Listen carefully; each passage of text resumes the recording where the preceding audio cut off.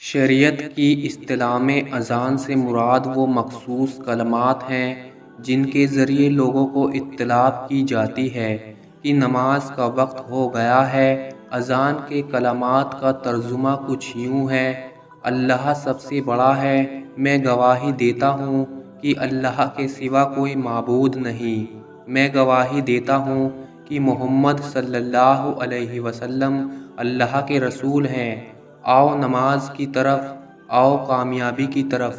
اللہ سب سے بڑا ہے، اللہ کے سوا کوئی عبادت کے لائق نہیں۔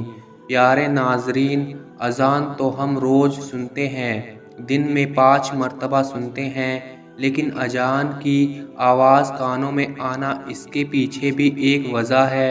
آپ لوگ اپنے آپ کو خوش قسمت مانیے کہ جب اذان ہوتی ہے اور اس وقت آپ اذان کو سنتے ہیں، اور بہت سے لوگ تو اتنے دیندار ہوتے ہیں کہ اذان کی آواز سن کر ٹی وی کی آواز کم کر دیتے ہیں، اور انہیں لگتا ہے کہ وہ بہت بڑا ثواب کا کام کر رہے ہیں، لیکن اٹھ کر نماز کو نہیں جاتے۔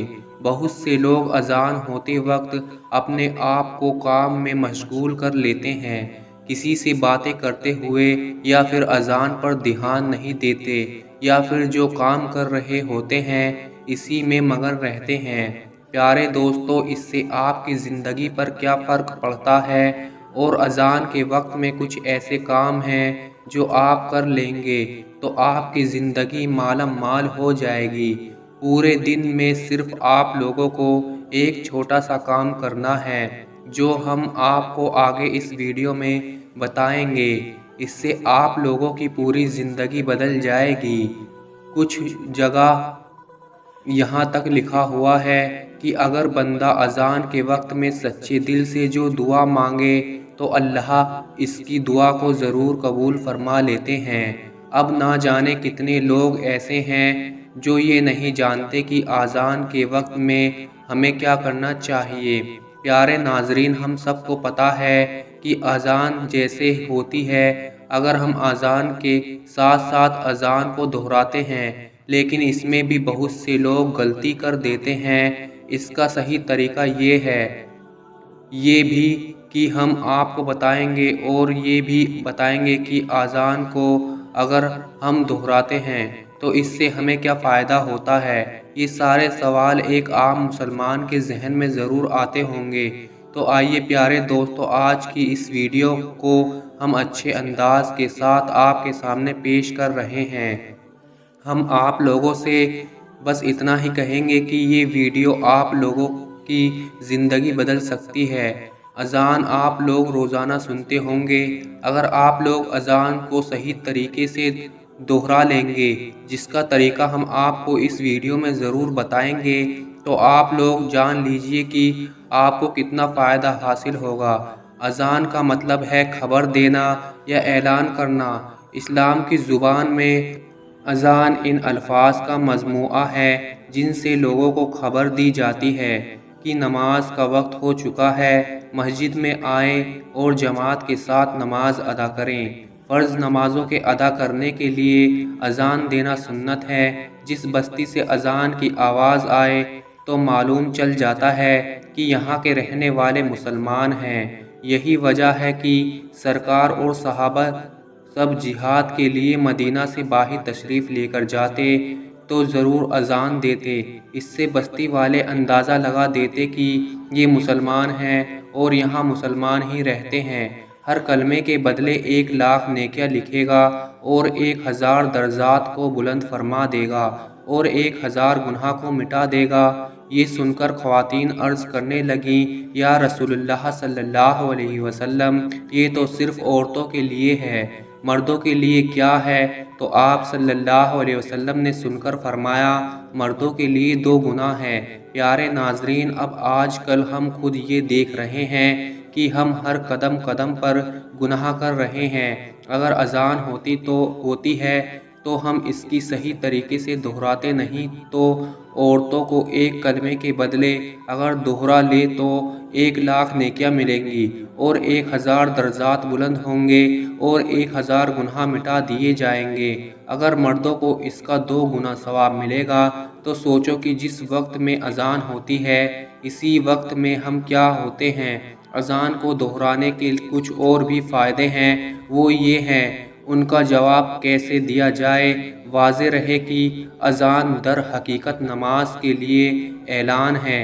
اصل عبادت نماز ہے جو ہر عاقل اور بالغ مرد اور عورت پر فرض ہے، لیکن اذان سن کر نماز میں مشغول ہونا ہی اذان کا جواب دینا ہے جو واجب ہے، اور زبانی جواب دینا یعنی اذان کے الفاظ دہرانا مستحب ہے۔ نبی کریم صلی اللہ علیہ وسلم کا ارشاد باری تعالیٰ ہے کہ 4 شخص بڑے سنگ اور بے رخے ہیں۔ نمبر 1، وہ جو کھڑے ہو کر پیشاب کرتے ہیں، وہ جو نماز سے فارغ ہونے سے پہلے اپنی پیشانی صاف کریں، اور وہ جو اذان سنیں اور اس کا جواب نہ دیں، اور وہ جو میرا ذکر سنیں اور مجھ پر درود پاک نہ پڑھیں۔ پیارے ناظرین، زبان سے اذان کا جواب دینے کا صحیح طریقہ یہ ہے کہ جو الفاظ مؤذن کہے وہی الفاظ دہرائے جائیں، اور مؤذن جب حیا علی الصلاۃ اور حیا علی الفلاح کہے تو سننے والا ان کے بدلے لا حول ولا قوت الا باللہ کہے۔ اسی طرح فجر کی اذان میں الصلاۃ خیر من النوم کی جگہ صدقت و برکات کہے۔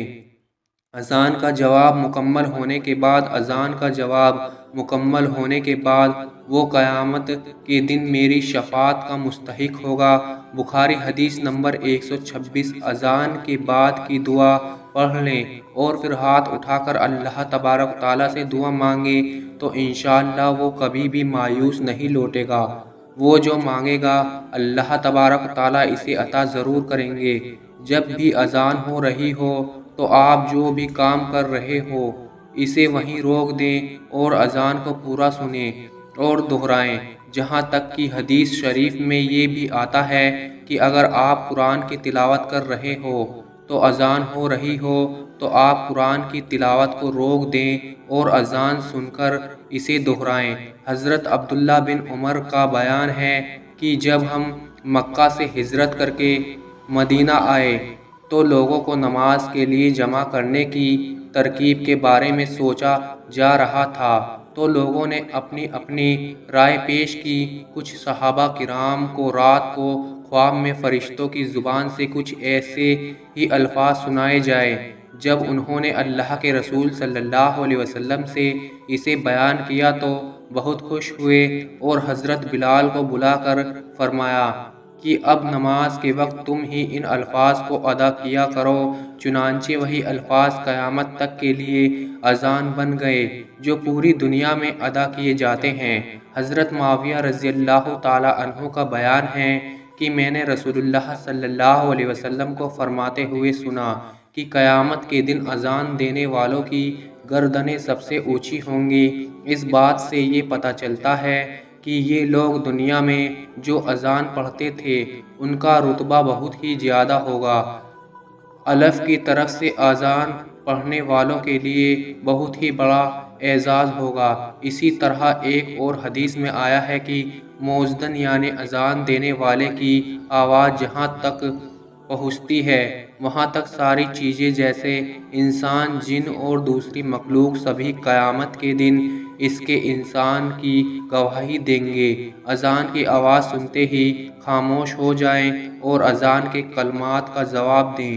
اذان کا جواب دینا واجب ہے۔ اگر کوئی مسجدوں سے اذان کی آواز سنائی دے تو صرف ایک ہی اذان کا جواب دینا کافی ہے۔ خلوص دل سے اذان کا جواب دینے والوں کو اللہ رسول اللہ صلی اللہ علیہ وسلم نے جنت کی بشارت دی ہے۔ لہٰذا جب بھی اذان ہو تو ہم سبھی کو کچھ دیر کے لیے اذان سننے اور اس کا جواب دینے کے لیے تیار رہنا چاہیے۔ نماز کی پابندی کرنی چاہیے۔ حضرت ابو ہریرہ رضی اللہ تعالی عنہ سے روایت ہے کہ نبی کریم صلی اللہ علیہ وسلم نے فرمایا، اگر لوگوں کو اذان اور پہلی صف کے اجر اور ثواب کا علم ہو تو انہیں اس کے لیے قرآن بھی ڈالنا پڑے تو وہ ڈالیں گے۔ حضرت ابو سعید خدری رضی اللہ تعالی عنہ بیان فرماتے ہیں کہ میں دیکھتا ہوں کہ تم بکریاں اور جنگل کو پسند کرتے ہو۔ جب تم اپنی بکریوں یا جنگل کو میں ہوا کرو تو نماز کے لیے اذان دو اور خوب بلند آواز سے اذان دو، کیونکہ مؤذن کی آواز کو جو بھی سنتا ہے، جیسے جن ہیں، انسان ہیں، دوسری مخلوقات، کوئی بھی سنے گا تو وہ قیامت کے روز اس کے لیے گواہی دے گا۔ حضرت ابو سعید خدری رضی اللہ تعالی عنہ فرماتے ہیں کہ میں نے یہ بات نبی کریم صلی اللہ علیہ وسلم سے سنی۔ آپ نے فرمایا، اذان دینے والے کا رتبہ اللہ قیامت کے دن بہت ہی اونچا کر دے گا۔ پیارے ناظرین، آپ اس ویڈیو کو صدقہ جاریہ سمجھ کے آگے شیئر کرنا۔ اللہ تبارک و تعالیٰ آپ کو بھی اس کا اجر ضرور فرمائیں گے۔ ہو سکتا ہے کہ آپ کے ذریعے ہی کہ اللہ تبارک و تعالیٰ کسی کو نیکی کی طرف راہ کر دے۔ اللہ تبارک و تعالیٰ سے دعا ہے کہ اللہ ہمیں پنچگانہ نماز ادا کرنے کی توفیق عطا فرمائے۔ اللہ تبارک و تعالیٰ ہمیں پابندی کے ساتھ، وقت کی پابندی کے ساتھ، واجبات کے ساتھ، خشوع اور خضوع کے ساتھ نماز ادا کرنے کی توفیق عطا فرمائے، اور اللہ تبارک و تعالیٰ تمام امت مسلمہ پر اپنا کرم، اپنا رحم کرے۔ آمین یا رب العالمین۔ آج کی ویڈیو میں بس اتنا ہی۔ اگر ویڈیو اچھی لگی ہو تو اسے لائک کریں اور چینل کو ضرور سبسکرائب کر دیں۔ ملتے ہیں کسی دوسری ویڈیو میں، تب تک کے لیے اللہ حافظ۔